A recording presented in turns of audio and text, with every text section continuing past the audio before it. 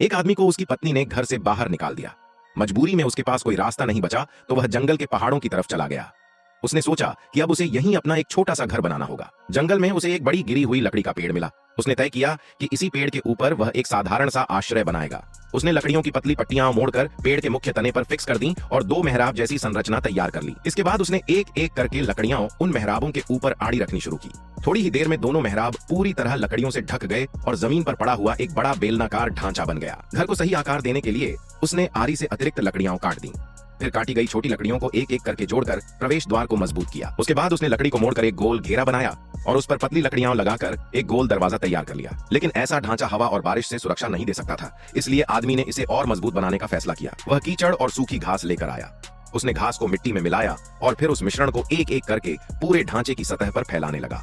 उसने सभी दरारें और खाली जगहें अच्छी तरह भर दी ताकि बाद में तेज हवा या बारिश का पानी अंदर न जा सके। यह काम बहुत मेहनत भरा था क्योंकि उसे हर कोने को ध्यान से ढकना था।